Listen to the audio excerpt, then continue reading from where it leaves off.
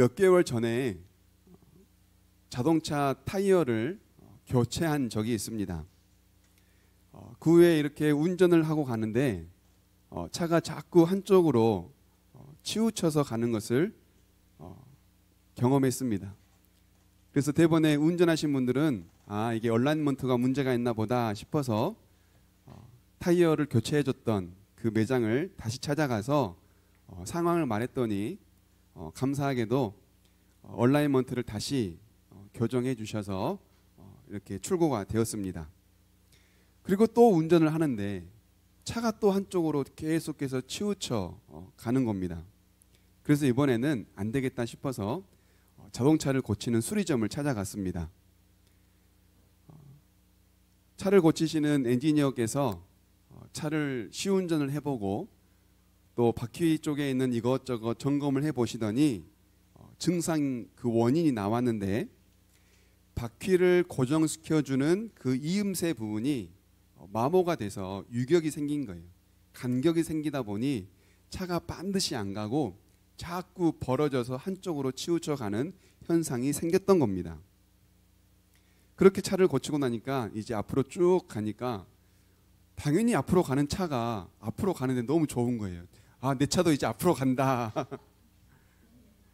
여러분, 자동차에 있어서 중요한 건 속도도 중요하고 힘도 중요하고 연비도 중요합니다. 그런데요, 방향이 중요합니다. 차가 아무리 빨리 가고 아무리 연비가 좋고 아무리 힘이 좋아도 차가 앞으로 반드시 못 가면 소용없는 것 아니겠어요?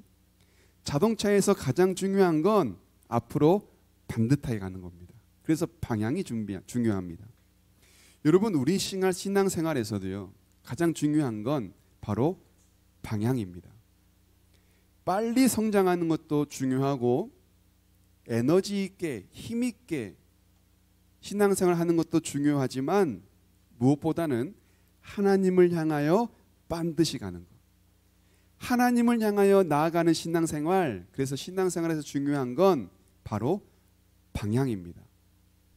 우리가 신앙생활 할 때 관리해야 될 건 속도만 관리할 것이 아니라 무엇을 관리해야 돼요? 방향을 관리해야 됩니다.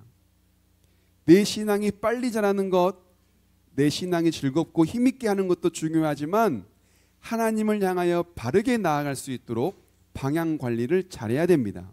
그래서 여러분, 신앙생활은 속도 관리보다 방향 관리가 더 중요한 겁니다. 오늘은 우리 신앙생활이 하나님을 향해 나아갈 수 있도록 함께 하나님의 말씀을 나누고자 합니다. 오늘 말씀은 스가랴서입니다. 많이 접하지 않는 성경이기 때문에 어느 정도의 배경이 필요할 것 같습니다. 이 스가랴 선지자는요, 바벨론 포로 귀환 이후에 이스라엘에서 활동했던 선지자입니다. 이 스가랴와 같은 시기에 활동했던 선지자가 또 있는데요, 바로 학개라고 하는 선지자입니다. 스가랴 바로 앞에 있는 선지자죠.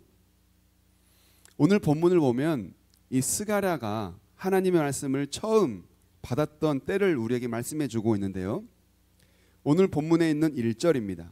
우리 함께 읽어봅니다. 시작. 다리우스 왕 2년 8째 달에 주님께서 이또의 손자이며 베레갸의 아들인 스가랴 예언자에게 말씀하셨다. 아멘. 스가랴에게 하나님의 말씀하신 때가 언제냐면 페르시아 왕 다리우스 제 2년 8째 달이다 라고 말합니다. 이스라엘이 바벨론에 의해서 함락당하고 포로로 잡혀갔지만 바벨론 이후에 페르시아가 다시 바벨론을 함락시키잖아요. 그러니까 지금 페르시아가 바벨론을 함락시키고 첫 번째 왕이었던 고레스가 포로로 있던 이스라엘을 귀환시키고, 그리고 페르시아의 왕이 몇 번 거쳐서 바뀌었는데 지금 시대가 다리오라고 하는 왕이 페르시아 제국을 다스리던 때라는 거예요. 그때에 제2년 8째 달에 스가랴에게 하나님의 말씀이 제일 먼저 나타났던 겁니다. 그런데 스가랴가 이때 하나님의 말씀을 받았는데요. 동시대였던 학개도 하나님의 말씀을 받아요. 그때가 언제냐면 다리우스 왕, 같은 왕입니다. 그리고 제2년 같은 해예요. 몇 번째 달이냐면 6째 달이에요. 그러니까 학개가 스가랴보다 2달 일찍 하나님의 말씀을 받은 겁니다. 페르시아 왕 다리우스 2년째 되던 해인데 8째 달과 6째 달에 학개와 스가랴가 각각 하나님의 말씀을 받았던 거예요. 그러니까 동시대에 같은 시기에 하나님의 말씀을 예언한 선지자다라고 말하는 겁니다. 그러면 중요한 건 이렇게 같은 시기에 학개와 스가랴는 어떤 하나님의 말씀을 전했을까 하는 겁니다. 바벨론이 페르시아에 의해 완전하게 함락당하고 페르시아 왕 고레스는 페르시아에 있는 바벨론 때의 잡혀와 아직도 페르시아 때까지 있는 모든 포로들을 귀환할 수 있도록 자유를 줍니다. 그때 이스라엘 역시 자유를 받고 너희는 돌아가도 좋다. 가서 너희가 섬기는 하나님의 성전을 지어라 라고 자유를 받아 돌아옵니다. 물론 남은 자들도 있죠. 돌아온 사람들이, 이 고레스 칙령에 의해 돌아온 사람들이 무너진 성전을 다시 짓기 시작합니다. 그런데 잘 지어졌으면 좋은데 무너진 성전을 재건하는 동안 주변에 있는 또 다른 사람들이, 종족들이 성전을 재건하지 못하도록 계속 방해를 해요. 결국 그 회방꾼들 때문에 성전 재건을 포기합니다. 그렇게 15년, 6년, 7년이 한참 지난 뒤에 모든 이스라엘 사람들이 성전 재건을 포기해요. 무슨 성전은 성전이야. 집이나 잘 짓고 살자 하고 성전을 포기해버립니다. 그렇게 포기한 채 시간이 다 흘러갔을 때, 성전이라는 것을 다 잊고 살 때에 하나님께서 이스라엘 백성들에게 성전을 짓도록 선지자 2명을 보냅니다. 그때 보냄받은 선지자가 바로 이 학개와 스가랴입니다. 그래서 학개와 스가랴가 활동하던 시기는 언제냐면 다리오 왕 제2년의 말씀을 받아 이스라엘 백성들이 성전을 짓기 시작할 때, 그리고 성전을 짓도록 활동했던 선지자가 바로 이 학개와 스가랴입니다. 그래서 여러분 직분자 교육 받으실 때 학개 할 때 동작 기억나세요? 새로운 성전, 학개, 이게 학개였잖아요. 성전을 짓게 한 게 바로 학개거든요. 그런데요, 동시대에 이렇게 학개와 스가랴가 하나님의 말씀을 전해서 하나님의 성전을 짓는 배경이라고 하는 같은 배경을 가지고 있긴 하지만 학개와 스가랴에게는 두드러진 차이점이 있습니다. 학개가 먼저 말씀을 받았잖아요. 학개는 하나님의 말씀을 받고 이스라엘 백성들에게 성전을 지어라. 하나님께서 성전을 짓기 원하신다. 성전을 지어라 라고 성전을 짓도록 독려를 합니다.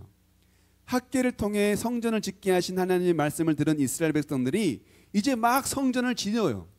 그렇게 성전을 짓기 2달쯤 지났을 때, 이제 2달 지났으니까 어느 정도 지어지고 있지 않았겠어요? 한참 열심히 성전을 짓고 있을 때 하나님께서 이제 스가랴를 통해 말씀하시는 거예요.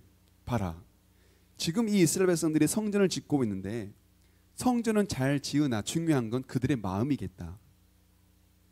성전 짓는 것도 중요한데 그들이 지금 어떤 마음으로 성전을 짓는지가 더 중요하지 않겠니? 하면서 하나님이 스가랴를 통해 성전을 짓는 이스라엘 백성들의 마음을 바르게 할 수 있도록 말씀을 주세요. 그러니까요, 성전이라고 하는 공통점은 있지만 학개는 눈에 보이는 성전을 짓게 했다면 스가랴는 눈에 보이지 않는 마음의 성전을 짓게 한 겁니다.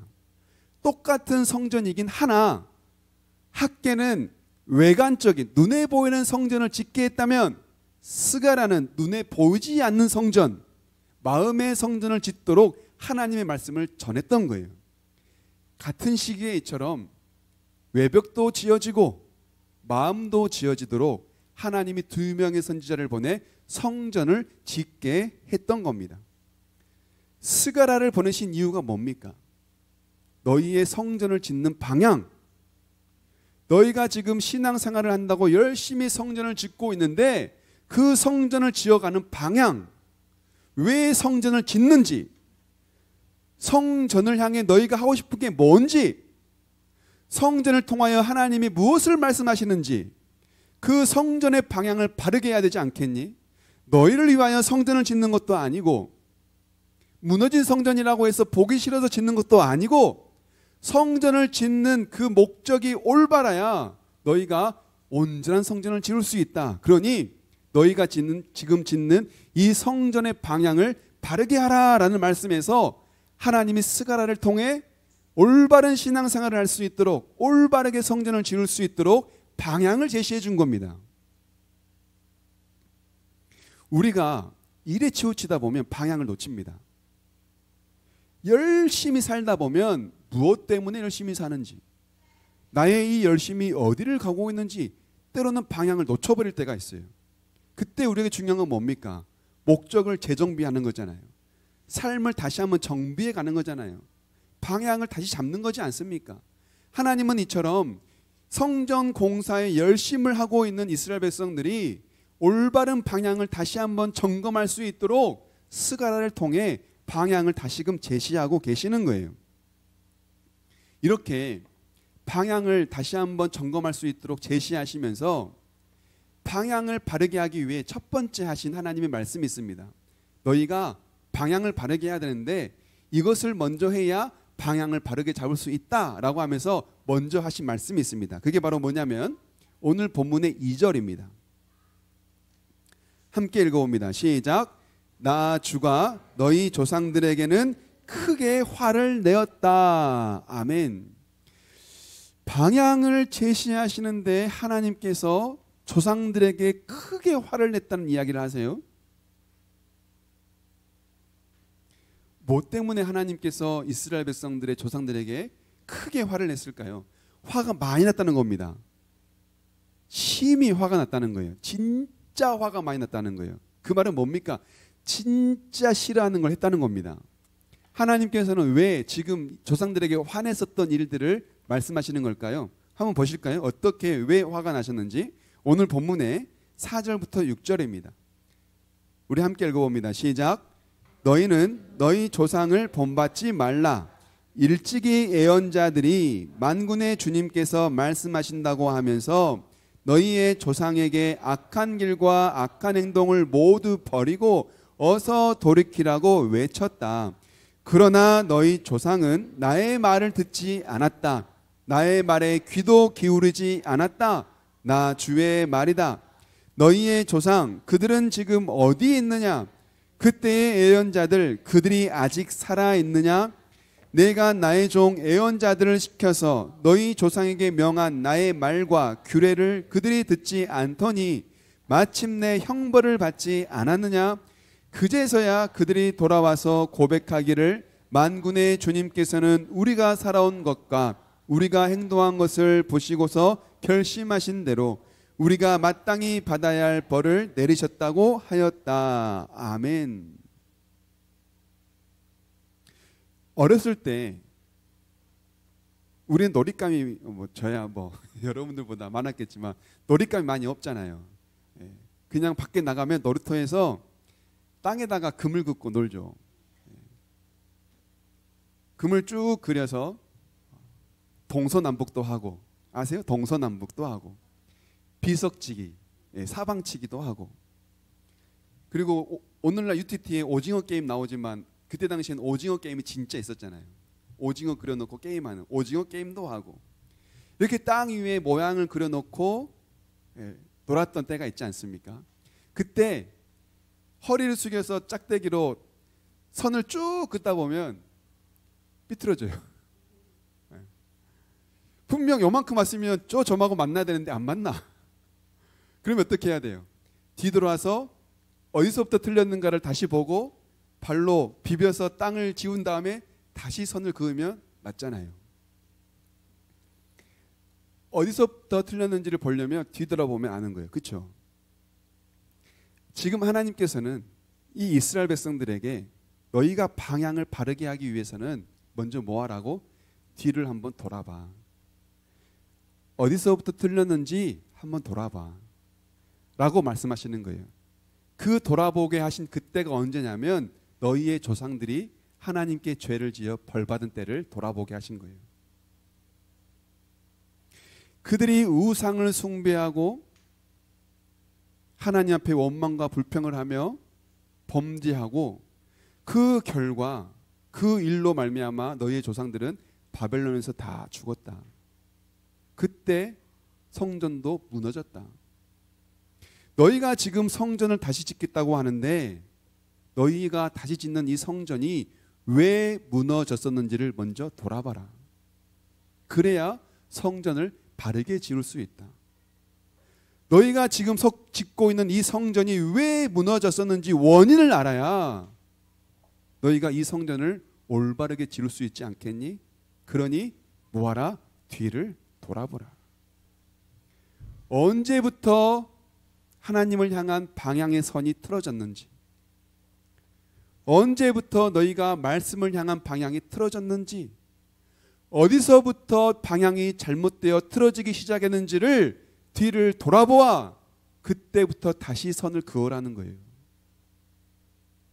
그래서 하나님께서는 너희 조상들에게 내가 화가 많이 났었는데 왜 화가 많이 났냐면 우상을 숭배하고 원망과 불평할 때 선지자를 보내 말씀을 듣게 했지만 아무도 듣지 않더라. 하나님께서 돌아오라고 말씀을 했지만 아무도 들어오지 않더라. 결국 하나님의 진노로 너희의 조상들이 어디에 있니? 바벨론에서 다 죽었다는 거예요. 선지자들이 어디 있니? 그때 그 선지자들은 지금 없다는 거예요. 그러니 다시는 너희의 조상들의 죄를 본받지 말라. 그 선을 다 지우고 그 죄를 다 지우고 내게로 돌아오라.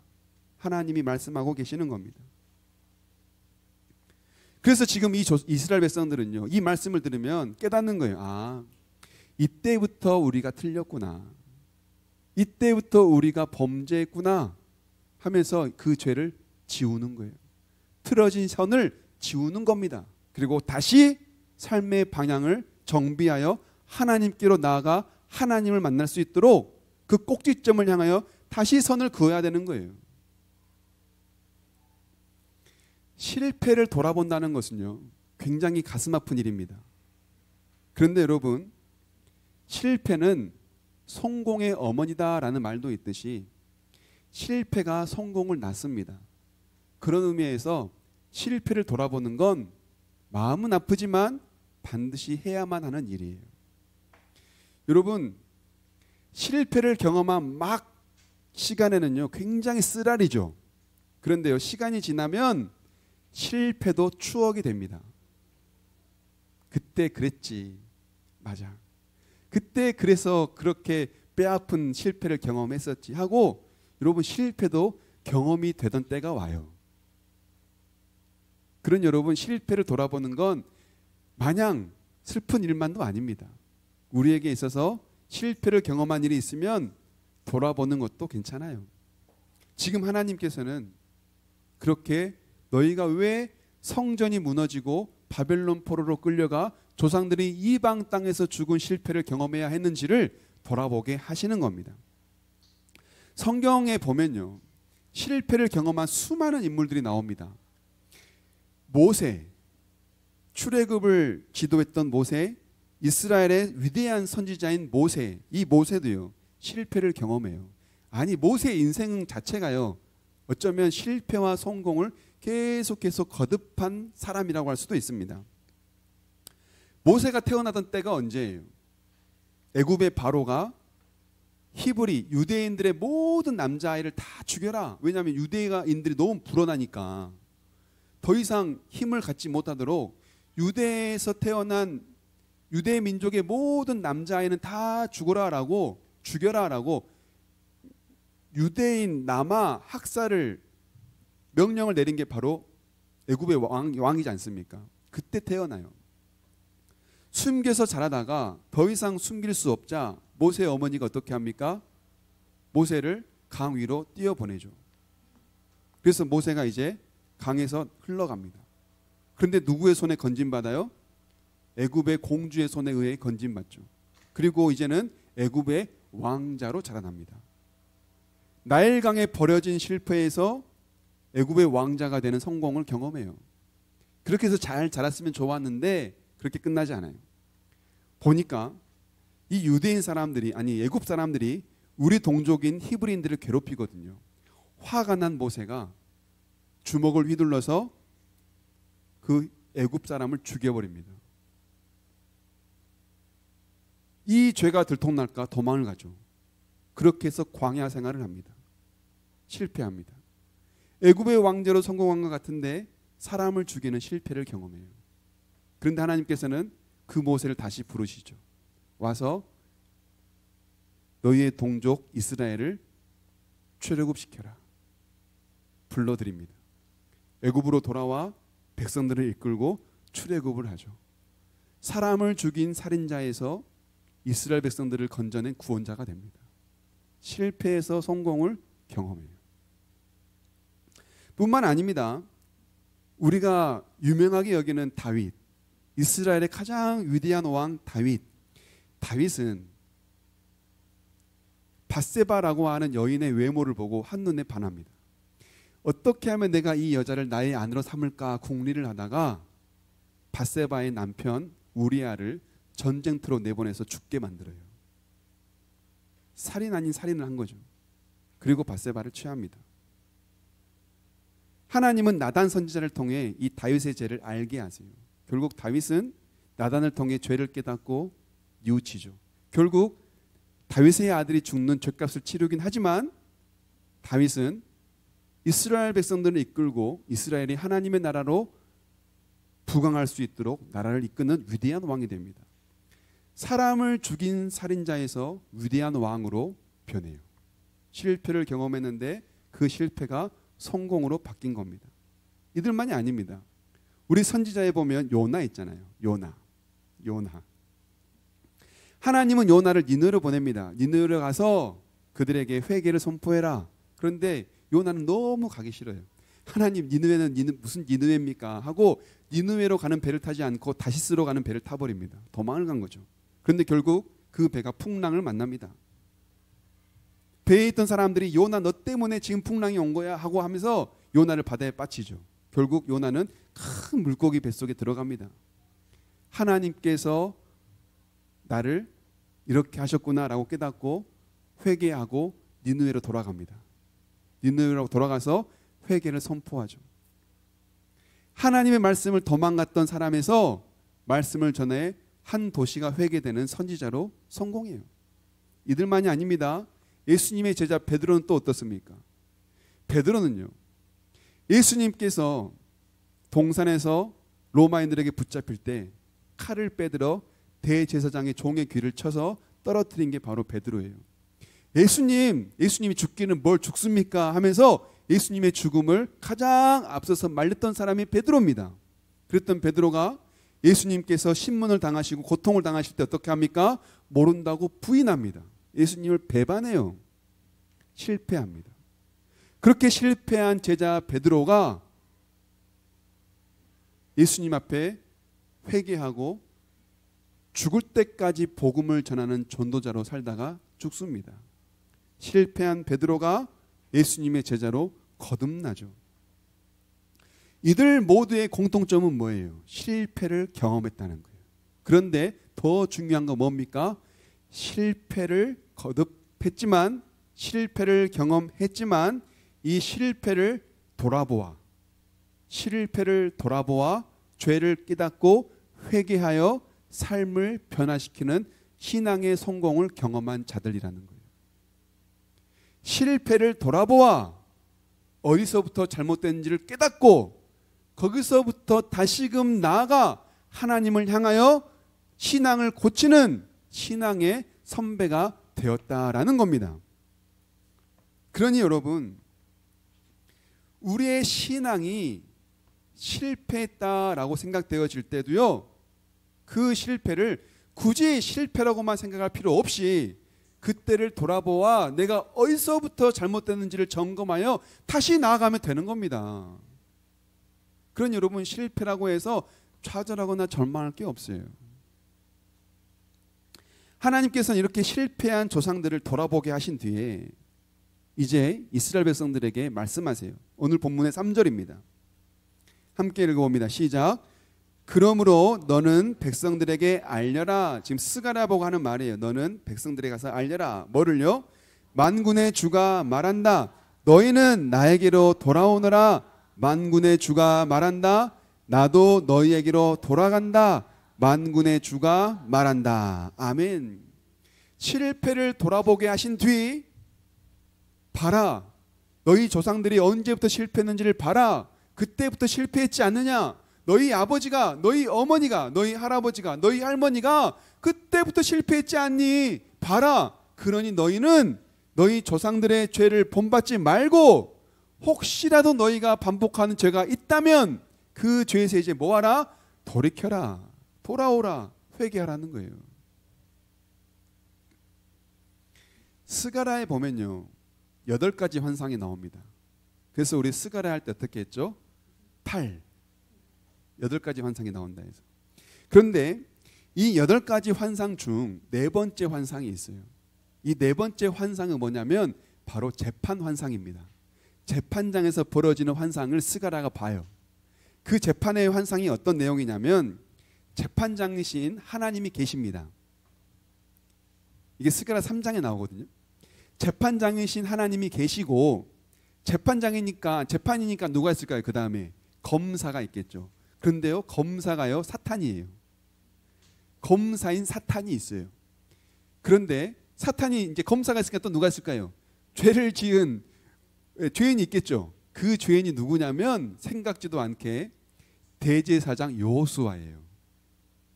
그러니까요, 재판장이 있습니다. 재판이 벌어져요. 재판장은 하나님, 죄인은 대제사장 여호수아.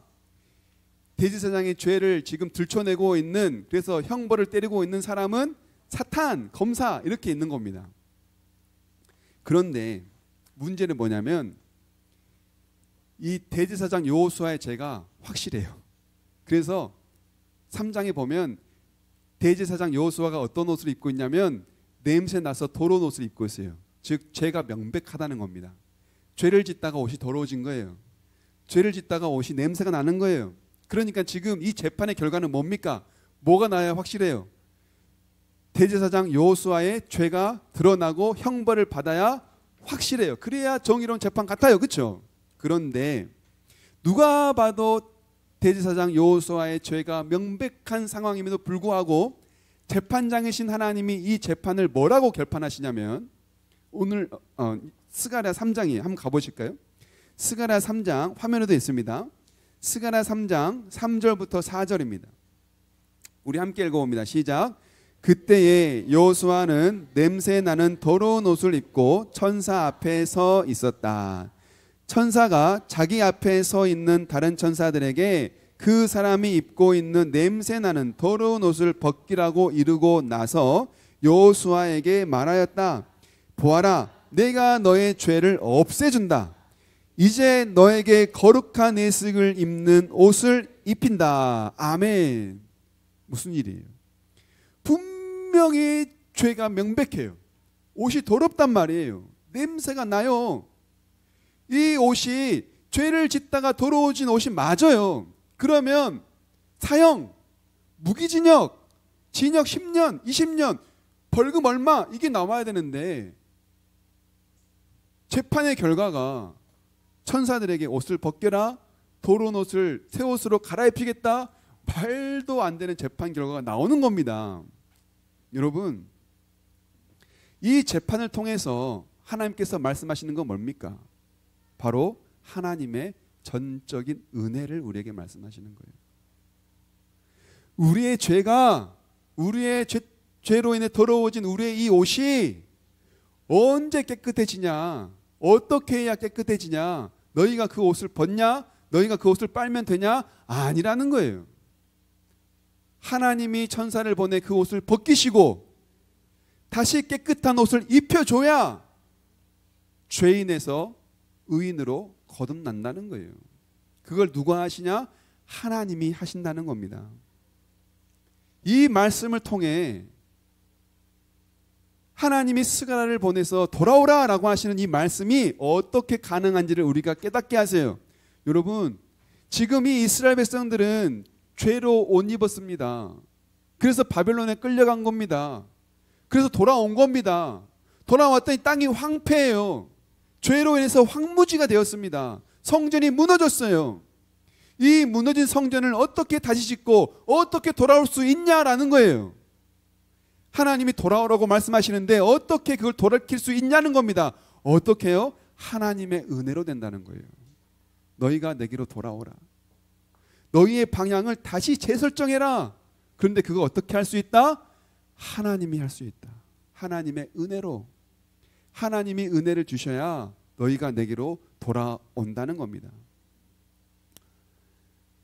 여러분, 하나님께서는 우리에게 돌아오라고 말씀하세요. 우리가 죄를 짓고 죄에 치여 살다가 이렇게 살면 안 돼. 하나님께 돌아가야지. 맞아. 하나님이 돌아오라고 해서 지금 우리 여기 있는 거 아닙니까? 저를 포함하여 다. 그런데 하나님께 돌아오려고 돌아오는데 문제가 뭐예요? 나는 돌아가려고 하는데, 나는 돌아가고 싶은데 자꾸 사탄이 우리 죄를 들춰요. 지금 사탄이 대제사장 여호수아의 죄를 들춰서 여호수아의 죄는 징역 30년 해야 맞습니다. 사형 당해야 맞습니다. 쟤 어제 그제 지었어요. 쟤 엊그제 그제 지었어요. 하나님 이 여호수아 죽이세요. 계속 사탄이 여호수아의 죄를 들춰내는 것처럼 우리가 하나님께 돌아가기 위해 이 자리에 나오는데 사탄이 자꾸 우리 죄를 들춰내요. 야, 너 죄인이지. 여기 앉아있어 다 기도하고 있으면 속으로 드는 생각이 어제 지은 죄가 생각나. 야, 그러고도 너가 무슨 예배 드린다고 여기 앉아있냐. 하나님 말씀을 들으려고 딱 하고 있으면 사탄이 속삭이는 거예요. 야, 너가 지금 무슨 말씀을 듣는다고 거기 앉아있냐. 너 집사람에. 계속 우리를 들춰내는 거예요. 우리 죄를 들춰내고 말씀을 듣지 못하도록, 기도를 하지 못하도록 계속 우리 죄가 들춰지고 생각나게 만드는 거예요. 그렇게 해서 하나님 앞에 경청하지 못하고 돌아가지 못하도록 계속 우리를 방해하는 겁니다. 그게 사탄이 하는 일이에요, 여러분. 히브리서 10장 19절입니다. 우리 함께 읽어볼까요? 시작. 그러므로 형제 자매 여러분, 우리는 예수의 피를 힘입어서 담대하게 지성소에 들어가게 되었습니다. 아멘. 여러분, 우리가 어떻게 하면 하나님께 돌아갑니까? 우리가 하나님께 돌아가는 건 우리 능력이 아니에요. 예수님의 은혜예요. 나를 위해 십자가를 지시고 나의 모든 죄를 사하신 예수님의 은혜 때문에 우리가 하나님께 돌아갈 수 있게 되는 겁니다. 그런 여러분, 사탄이 자꾸 우리 죄를 참소할 때, 야, 네가 무슨 그런다고 거기 앉아 있어. 야, 그런다고 네가 무슨 찬양팀이라고. 그런다고 네가 무슨 운영국 임원이라고. 그런다고 네가 무슨 교회에서 봉사를 한다고 자꾸 우리 죄를 들춰낼 때 그 소리에 여러분 넘어지지 마세요. 그건 하나님이 주시는 마음이 아니에요. 우리 죄를 들춰내서 넘어지게 하는 사탄이 하는 말이에요. 그럴 때 우리는 기도를 해야 됩니다. 주님, 나의 모든 죄를 씻기시고 내가 이 자리에 있게 하신 것이 하나님의 은혜임을 믿습니다.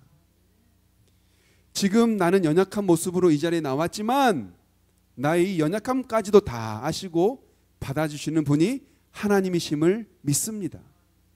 나의 죄를 들춰내는 이 사탄의 참소가 더 이상 내 귀에 들리지 않고 나의 부족한 있는 모습 그대로 주님의 은혜를 바라며 하나님을 바라볼 수 있도록 도와주십시오.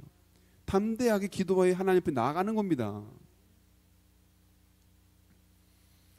그래서 요한복음 14장 6절은 우리에게 이렇게 말씀하시죠. 우리 함께 읽어봅니다. 시작.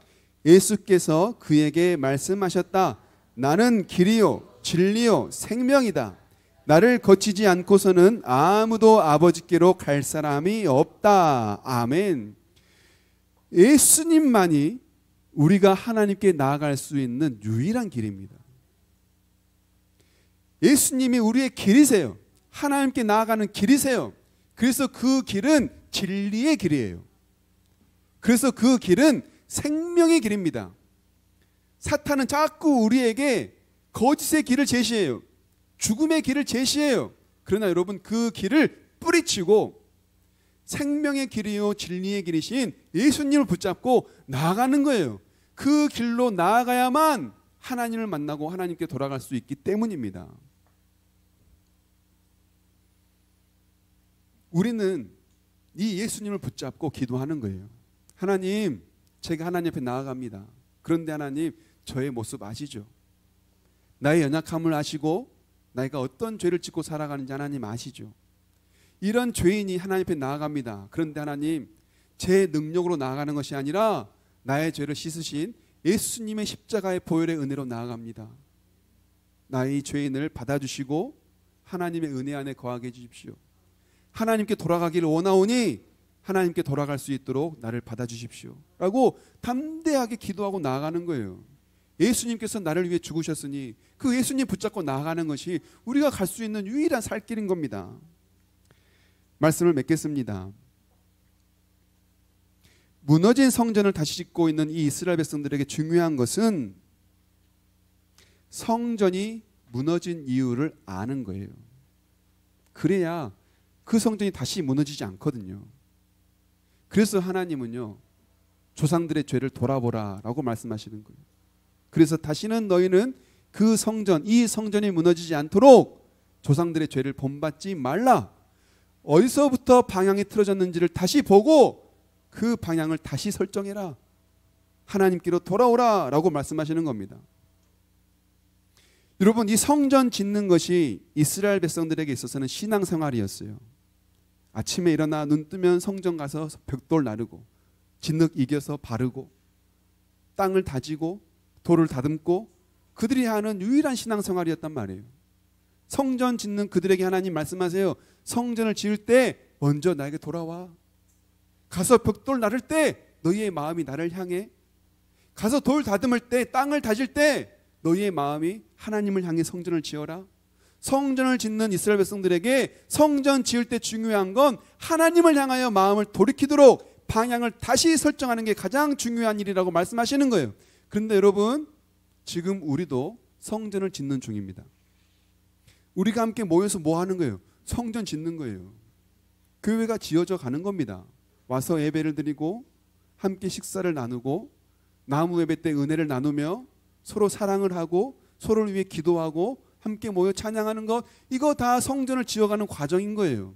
함께 모여서 찬양을 연습하고 모임이 있으면 모여서 의논을 나누고 이거 다 교회를 지어가는 과정에 있는 겁니다. 여러분, 교회를 지어가는 과정에서 제일 중요한 게 뭡니까? 속도입니까? 힘입니까? 아니요. 방향이에요. 우리 교회가 어디로 지어져 가는지를 방향을 설정하는 거예요. 바르게 지어져야 돼요. 우리 교회가 바르게 지어지기 위해서는 어떻게 해야 됩니까? 하나님께로 돌아가야 돼요. 하나님께 방향을 정해야 돼요. 그런데 자꾸 사탄이 참소한단 말이에요. 너가 그러고도 무슨 교회를 짓는다고 자꾸 우리 죄를 들춘단 말이에요. 아니야. 나는 이미 예수님의 십자가의 보혈의 은혜로 하나님께서 나를 불러주셨어. 너가 아무리 나의 죄를 들춰내도 하나님이 나를 이미 받아주셨어 라고 우리는 담대하게 기도하며 하나님께 나아가는 거예요. 여러분, 우리 교회가, 그리고 여러분의 우리의 신앙생활이 하나님을 향하여 나아갈 수 있기 원합니다. 우리 교회가 하나님을 향하여 바르게 지어지기를 원합니다. 하나님께서 우리에게 오늘 말씀하신 내게로 돌아오라, 하나님을 의지하여 예수님의 십자가의 보혈을 의지하여 내게로 돌아오라 하신 말씀을 붙잡고 우리 교회가 하나님을 향하여 우리 모든 성도님들의 가정과 일터와 각 개인들이 하나님을 향하여 담대하게 예수님을 의지하며 나아갈 수 있기를 주님의 이름으로 축복합니다. 아멘. 우리 주신 말씀 생각하시면서 하나님 앞에 찬양드리며 기도하기 원합니다.